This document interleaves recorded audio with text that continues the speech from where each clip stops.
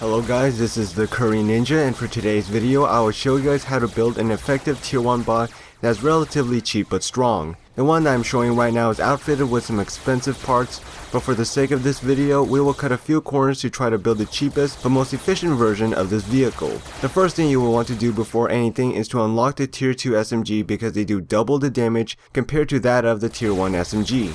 Since most tier 1 players run with light chassis cubes or tier 1 cubes, this means that the tier 2 SMG can destroy 4 to 5 light cubes and a couple of tier 1 cubes, unlike the tier 1 SMG that can only destroy half that amount. On top of that, this SMG is a great way of getting to tier 2 more easily. Next, you want to purchase the steering wheels and some light and heavy prisms, tetras, and inner cubes. The heavy cubes will be used to balance out the vehicles and give it more weight so it will be more stabilized. The light cubes are to save money, but they still provide great protection if you know how to properly place them, which I will show you guys very soon. Now you need to start building the vehicle skeleton. Place 11 blocks down in a straight line first, and for every 2 blocks down this line, place 2 more blocks outward like so. This will be where you place your steering wheels, and this will help to give your vehicle a lot more movement than ever before if you were to just use regular steering wheels. Now you want to place 3 blocks on each side at the front so you can protect your wheels, and also make sure to put some prisms and tetras like so as well to give your vehicle a sleeker design and to give your vehicle more protection so your wheels won't be blown off as easily. Believe me when I say you don't want your wheels blown off, so this is a very important feature, so make sure to not exclude that. Now just add a few more tetras and prisms to reinforce your front, and make sure to use the heavy cubes and not the light ones. Pay attention very closely to this part as you're about to build the main feature for this vehicle. Place the blocks where I'm putting them and make a row of 3.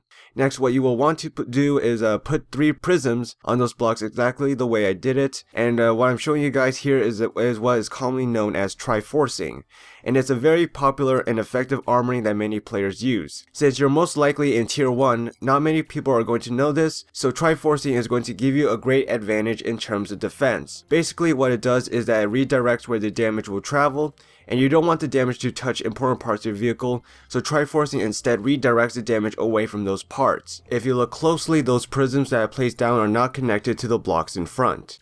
If the damage hits the front, instead of traveling down the vehicle, it will now go across the front. In other words, it will now take 3 to 4 SMG shots to pierce through the front than just 1 or 2. Now you're just going to add some more blocks onto the middle part of the vehicle to serve as a base, and it is where your pilot seat will be located.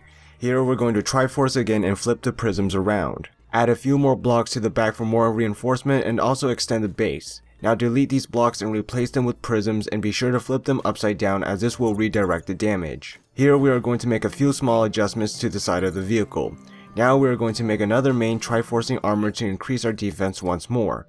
We are going to do the exact same thing as the first time, so make sure to add the row of 5 blocks behind and then put on the 3 prisms like so. Add on a few blocks onto the back of the vehicle, and this is where the pilot seat will be.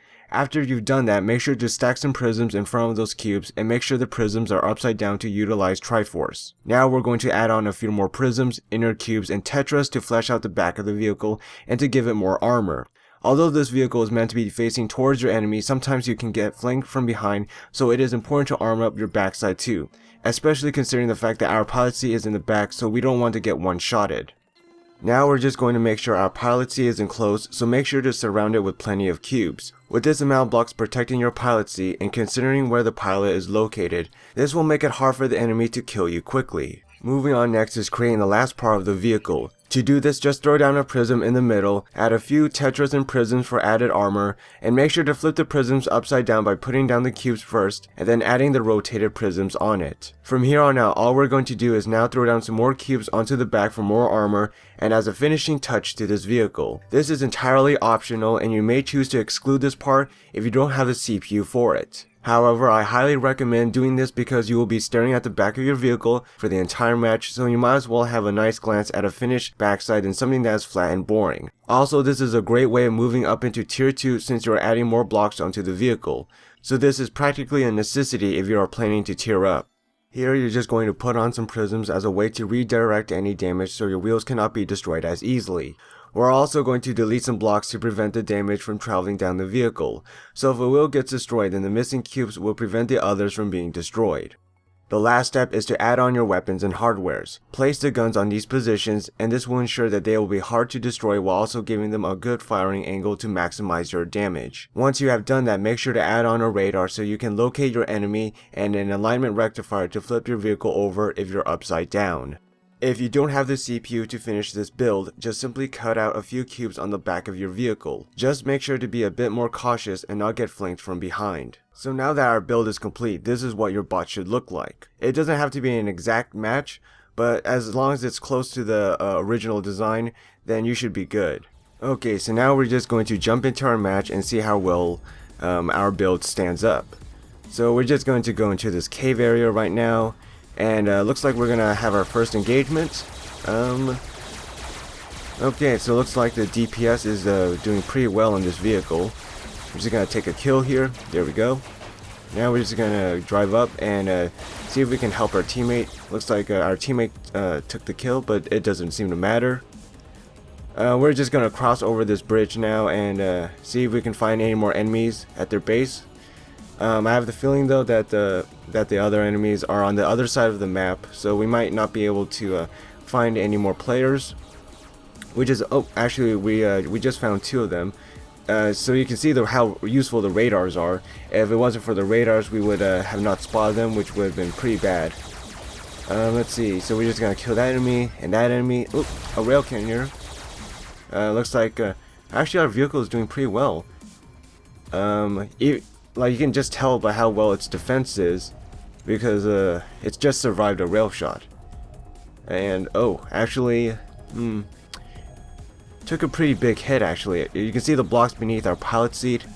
It has been fairly damaged, so we could have been one-shotted right there. So we might have to make some few adjustments and improvements to this vehicle in terms of triforcing. But right now, you can see it's not really that bad of a design. So we're just gonna capture the base here and call it GG, because I don't think that the other enemies can come back and stop us from capping. And it looks like there's only 3 to 4 enemies left. I don't think they're coming over the ridge. Doesn't seem like they're coming over the middle. My teammate would have spotted them. It looks like we actually won. So you can see how well our vehicle did in that match, and hopefully you guys will get the same result as well. Alright, so if you guys found this guide to be helpful in any way, make sure to support this channel by liking and subscribing, as our channel is still relatively new and anything is really appreciated. Leave a comment down below on your thoughts of the vehicle. Do you like it? Do you hate it? Was it a success for you? Was it a failure? And yeah guys, that's the end of this video, and stay tuned for more. This is the CurryNinja.